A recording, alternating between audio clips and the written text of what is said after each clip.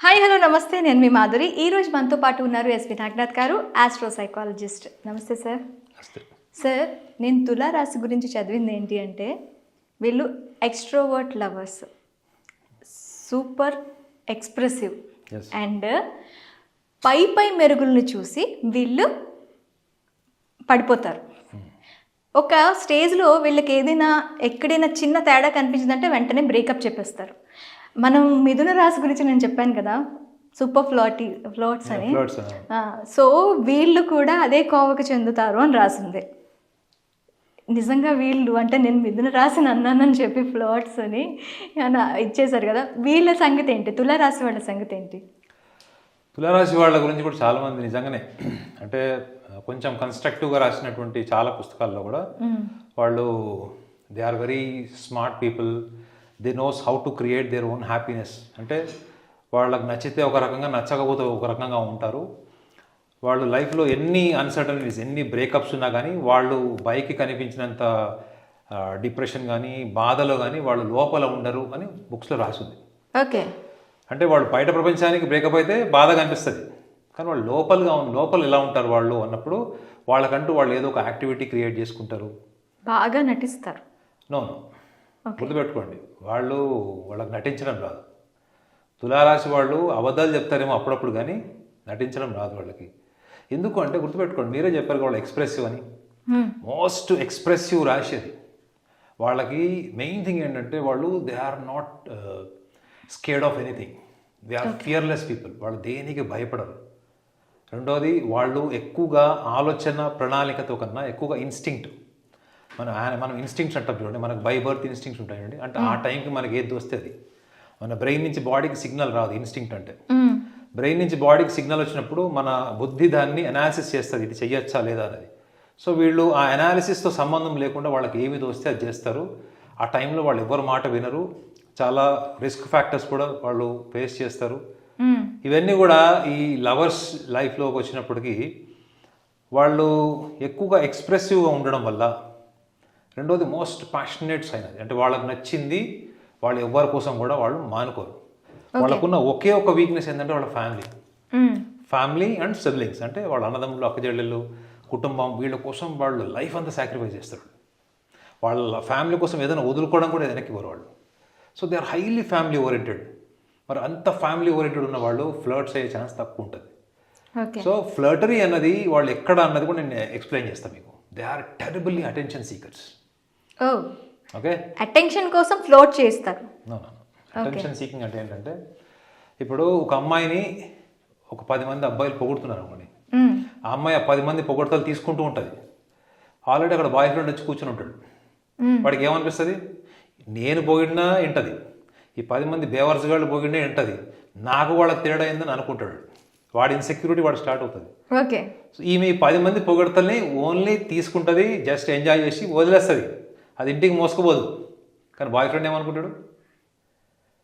నన్ను కూడా వాళ్ళతోనే కట్టేస్తుంది. ఓకే, అంటే ఎవరు పొగిడినా అటెన్షన్ తీసుకుంటుంది. ఈమెకి డిస్క్రిమినేషన్ ఆఫ్ లాయల్టీ లేదు, ఎదుటి వ్యక్తులతో ఆమె ట్రాన్స్పరెంట్గా ఉండదు అని అనుకుంటారు. కానీ ఈ తులారాశి వాళ్ళు ప్రేమికుల దగ్గర ఏది దాచిపెట్టరు. గుర్తుపెట్టుకోండి, మోస్ట్ ఎక్స్ప్రెసివ్ అన్నది ఏంటి? ప్రతి విషయం చెప్తారు వాళ్ళకి. అసలు దాపరికం ఉండదు. And at the same time వీళ్ళ రెస్పాన్సిబిలిటీ తీసుకుంటారు, వాళ్ళ లవర్ రెస్పాన్సిబిలిటీ కూడా తీసుకుంటారు. అసలు చాలా ఫ్రెండ్లీ, మోస్ట్ ఫ్రెండ్లీ ఈకో రాశి తులారాశి. వీళ్ళకి ఎక్కువగా ఫ్రెండ్స్ ఉంటారు, సోషల్ గ్యాదరింగ్ వీళ్ళకి ఇష్టము. 10 మంది వీళ్ళని పొగడాలి, గుర్తించాలి. వీళ్ళని గుర్తించాలి అంటే ఫస్ట్ వీళ్ళు వేసుకునే ఆహార్యం. అమ్మాయిలు అయితే ముఖ్యంగా వాళ్ళు అందరిలో వైవిధ్యమైనటువంటి కలర్లు, fluorescent colours, dark colours, bright colours, ఇట్లాంటివన్నీ వాడుతున్నాడు. ఎందుకు? To get attention. సో ఈ అటెన్షన్ని వాళ్ళు ఎంజాయ్ చేస్తారు. సో ఇది ఏం మైనస్ పాయింట్ కాదు. ఫర్ ఎగ్జాంపుల్, ఈ తులారాశిలో పుట్టిన అమ్మాయికి బ్రేకప్ అయింది, లేకపోతే బ్రేకప్ అయిపోయి వాళ్ళు డిప్రెస్డ్ ఉన్నారు. అప్పుడు వాడే ఫార్ములా ఏంటి? అదే అటెన్షన్ని వాళ్ళని మోటివేట్ చేయడానికి, వాళ్ళని కౌన్సిలింగ్ చేయడానికి వాడతాం కదా. ఓకే.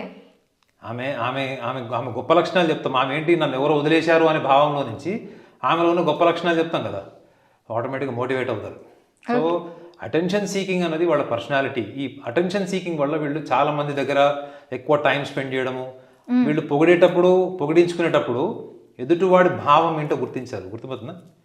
అవతల వాళ్ళ ఇంటెన్షన్స్ ఏంటి అని గ్రహించేటువంటి మెచ్యూరిటీ వీళ్ళకి ఏదైనా అనుభవం వచ్చినప్పుడు అట్లాంటిది ఏదైనా ఒక కలర్స్ వాటి అవతల వాళ్ళ కలర్స్ బయటకు వస్తే తప్ప వీళ్ళు గుర్తుపట్టలేరు. ఆ టైంలో మీరు ఎంత చెప్పినా ఒకవేళ వాళ్ళ బాయ్ ఫ్రెండ్ కానీ గర్ల్ ఫ్రెండ్ కానీ చెప్తారనమాట, నువ్వు ఇట్లా అబ్బాయి అయితే అమ్మాయిలు ఫ్లర్ట్ చేయడం కానీ అబ్బాయిని, అమ్మాయి అయితే తులారాశిలో పుట్టిన అబ్బాయిలు ఫ్లర్ట్ చేస్తున్నారు అనుకోండి, ఇద్దరు ఒకళ్ళు చెప్పుకుంటారు కదా, ఇది ఇట్లా ఉంది ఇది ఇట్లా ఉందని. ఆ టైంలో వాడు వినరు, నువ్వు అనవసరంగా అనుమానిస్తున్నావు. ఎందుకంటే వీళ్ళకి ఎక్స్ప్రెసివ్ నేచర్ కాబట్టి ఆ లోపల ఉన్నటువంటి ఆవేశాన్ని కోపాన్ని మొహం మీద చెప్పేస్తారు. ఓకే. సో ఈ యొక్క కారణం వల్ల ఏంటంటే వీళ్ళు ఫ్లర్ట్స్ అని ముద్ర పడిపోతుంది. వీళ్ళకి ఒక పార్ట్నర్ సరిపోడు, వీళ్ళకి మల్టిపుల్ పార్ట్నర్స్ కావాలి అనేటువంటి ఆలోచనకి వీళ్ళకి తెలియకుండానే ఈ యాటిట్యూడ్ వల్ల, ఈ కమ్యూనికేషన్ వల్ల, ఈ అటెన్షన్ సీకింగ్ వల్ల వీళ్ళు అనవసరంగా చెడ్డ పేరు తెచ్చుకుంటారు. ఇప్పుడు మీరు అన్నారు వీళ్ళకి చాలా బ్రేకప్స్, అంటే పెళ్ళికి ముందు అఫైర్స్ కానీ బ్రేకప్స్ కానీ ఉంటాయి అని. వాళ్ళు ఇప్పుడు 2025లోకి వచ్చారు అనుకునేటప్పుడు ఈ 2025లో వాళ్ళలో ఏ లక్షణాలని ఇంప్రూవ్ చేసుకోవాలి? అంటే ఒక ఫ్యామిలీ మ్యాన్గా కానీ ఫ్యామిలీ గర్ల్గా తయారవ్వాలంటే ఏం చేయాలి అంటారు? నేనైతే ఒకటే పాయింట్ చెప్తా వాళ్ళకి. నేను చూసిన చాలా తులారాశి అమ్మాయిలు అబ్బాయిలు వీళ్ళకి ఇన్ఫీరియారిటీ కాంప్లెక్స్ ఉంటుంది. ఓకే. ఇన్ఫీరియారిటీ కాంప్లెక్స్ ఏంటంటే ఒక అందంగా ఉన్న అమ్మాయి కూడా తనకి ఎవరు ప్రపోజ్ చేయరేమో అనే భ్రమలు ఉంటుంది. ఒక 4-5 అబ్బాయిలతో క్లోజ్గా పోయి చెక్ చేస్తుంది. Very smart people you know, check చేస్తుంది. ఆ 4 ప్రపోజ్ చేయగా నా ప్రపోజ్ చేశారు, ఓకే నేను గుడ్ లుకింగ్ ఉన్నానని వాళ్ళు రిజెక్ట్ చేస్తుంది. అప్పటి వరకు వాడు వెనకబడినోడు వాడికి రోడ్ల మీద ఇక ఖర్చు వేసుకుని తిరగాలి. అర్థమైందా? ఓకే. అంటే తనలో ఉన్న ఇన్ఫీరియారిటీ కాంప్లెక్స్ని పోగొట్టుకోవడానికి కూడా ఒక ఎక్స్పెరిమెంట్ చేసే ఛాన్స్ ఉంటుంది. You got my point? అంటే ఇది ఒక ఎక్స్పెరిమెంట్ కింద తీసుకుంటా నాకు తీసేస్తుంది. అండ్ అబ్బాయి అయినా అంతే, గుర్తుపెట్టుకోండి. ఇప్పుడు ఒక గర్ల్ ఫ్రెండ్ ఉంది, ఆల్రెడీ ఒక గర్ల్ ఫ్రెండ్ ఉండి వేరే ఒక అందమైన గర్ల్ ఫ్రెండ్ ఒక్కసారి సార్, ఒక గర్ల్ ఫ్రెండ్ ఉంది, వేరే ఒక అందమైన అమ్మాయి ఉంది, ఆ అమ్మాయి ఈ అబ్బాయికి నచ్చిందా లేదా అన్నదానికి కూడా ఒక గ్యాలం వేసి చూస్తారా? ఓకే. మెయిన్ ఏంటంటే నేను అందంగా ఉన్నానా లేదా, అబ్బాయి అయినా అమ్మాయి అయినా తులారాశి వాళ్ళు నేను అందంగా ఉన్నానా లేదా అనేది 10 మంది చెప్తే వచ్చే కాన్ఫిడెన్స్ వేరు. నిజంగానే ఒక అమ్మాయి ఓపెన్ అయ్యి వచ్చి మీకు వ్యాలంటైన్ కార్డో లేకపోతే ఏదైనా మీకు గిఫ్ట్ ఇచ్చినప్పుడు, ప్రపోజ్ చేసినప్పుడు అప్పుడు మీకు వచ్చే క్లారిటీ వేరు. ఓకే. అది థియరీ. అప్రిసియేషన్ అనేది theory. Appreciation, attention is a theory. But practical is what? When somebody proposes you with gift. ఆ సందర్భంలో కూడా రిజెక్ట్ చేసేసిన అమ్మాయిని నేను ఇంతమంది చూశాను నా లైఫ్లో. అంటే వేరే వాళ్ళని, అది వాళ్ళు కౌన్సిలింగ్ వాటికి వచ్చినప్పుడు చెప్తారనమాట, నేను ఇట్లా చేశాను. వాళ్ళకి అంత జ్ఞానం ఉండదు. ఏంటి అవతల వాడు ఏమనుకుంటాడు, నేను ఇట్లా రిజెక్ట్ చేస్తే వాడు హర్ట్ అవుతాడు అనే కామన్ సెన్స్ ఉండదు. ఎందుకంటే మనం మాట్లాడుతుంది టీనేజర్స్, యంగ్స్టర్స్, ఎర్లీ టీనేజర్స్ గురించి మాట్లాడుతున్నాం కాబట్టి వాళ్ళకి ఆ మెచ్యూరిటీ రాదు. కానీ ఎవరైనా వాళ్ళకి ఇట్లా ఎక్స్ప్లెయిన్ చేశారనుకోండి, నువ్వు ఇట్లా ప్రపోజ్ చేసావు అబ్బాయిని, ఆ అబ్బాయి వచ్చి నీతో ఇట్లా చేశాడు, నువ్వు రిజెక్ట్ చేసావు అని ఒక ఎక్స్ప్లెనేషన్ ఇచ్చేస్తే వీళ్ళు తీవ్ర మనస్తాపం చేసే ఛాన్స్ కూడా ఉంటుంది. రిఫ్లెక్ట్ అవుతారు కూడా వీళ్ళు. సో చాలామంది తులారాశి అబ్బాయిలు అమ్మాయిలు కూడా వాళ్ళకి సెల్ఫ్ మేనేజ్మెంట్ రాదు. రెండోది ఎదురు వాళ్ళ కోణంలోకి వెళ్ళి వాళ్ళు ఏమనుకుంటున్నారు, వాళ్ళ భావం ఏంటి, మనం ఇలా బిహేవ్ చేయకూడదు, ఇట్లా మాట్లాడకూడదు అని కర్కాటక రాశి వాళ్ళకు ఉన్నటువంటి పరిపక్వత, సింహరాశి వాళ్ళకు ఉన్న పరిపక్వత వీళ్ళకు ఉండదు. ఓకే. కేవలం నారో అప్రోచ్ ఉంటుంది, నారో మైండెడ్నెస్ ఉంటుంది. కాబట్టి వీళ్ళు తొందరగా they get into relations, they come back because they find something different from their imagination. So imagination రియాలిటీకి మధ్యలో వీళ్ళు వచ్చేటప్పటికి వీళ్ళకి బ్రేకప్స్ అని జరుగుతాయి. ఓకే. సో వీళ్ళకి ఫైనల్గా మీరు చెప్పాలనుకుంది, ఇయర్ 2024లో బ్రేకప్స్ అయిన వాళ్ళ నేను చెప్పా కదా, they must learn to empathise during the teenage especially. ఎదుటి వాళ్ళ కోణంలో ఆలోచించేటువంటి ఒక సున్నితమైనటువంటి భావాన్ని వీళ్ళకు ఉంటుంది అది, కానీ వీళ్ళు దాన్ని అటెన్షన్కి డైవర్ట్ చేస్తారు. ఓకే. మెయిన్ ఏంటంటే తులారాశి వాళ్ళకి అటెన్షన్ సీకింగ్ ప్రాబ్లం డిఫాల్ట్ ఉంటుంది. ప్రపంచంలో ఎవరినైనా తీసుకోండి, ఈ అటెన్షన్ సీకింగ్ ప్రాబ్లం ముఖ్యంగా మీరు యంగ్ ఏజ్కి వచ్చిన తర్వాత అది మెచ్యూర్డ్ స్టేజ్లో వచ్చినప్పుడు తగ్గచ్చు, కానీ టీనేజర్స్కి ఉన్నప్పుడు మాత్రం డెఫినెట్లీ ఇది ఉంటుంది. ఇది చాలా మందికి కూడా ఏమైపోతుంది అంటే ఎదుటి వాళ్ళకి వీళ్ళ మీద రాంగ్ ఇంప్రెషన్ పడుతుంది. వీళ్ళని ఫ్లర్ట్స్ అనుకోవచ్చు, లేకపోతే ఇంకేదైనా రకరకాలుగా అనుకోవచ్చు. సో వీళ్ళకి ఉండేటువంటి వీక్నెస్ ఇంకోటి కూడా ఏంటంటే వీళ్ళు they always so much conscious about their looks and attire.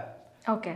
So ప్రతి ఒక్కరిని ఇంప్రెస్ చేసుకుంటూ వెళ్తే ఏమవుతుంది, ఏమనుకుంటారు వాళ్ళ బాయ్ ఫ్రెండ్స్ కానీ గర్ల్ ఫ్రెండ్స్ కానీ ఆటోమేటిక్గా ఫ్లర్ట్స్ అని అనుకుంటారు. ఫ్లర్ట్స్ అని కూడా కాదు, క్యారెక్టర్లెస్ అనుకుంటారు. సో అట్లాంటప్పుడు వీళ్ళు గమనించాల్సింది ఏంటంటే అంత అటెన్షన్ సీకింగ్ ఎంతవరకు అవసరము. రెండోది, when you are into love, when you are into relationship, so your attention at the most should be given to your own lover. అవునా? He is the ultimate or she is the ultimate person to appreciate you or to applause you or to reform you or to correct you. They are the best people. ఈ చిన్న reformation చేసుకుంటే year 25 వీళ్ళకి super ఉంటుంది. నేను ఎప్పుడు చెప్తా కదా, your nature determines your future. Thank you sir.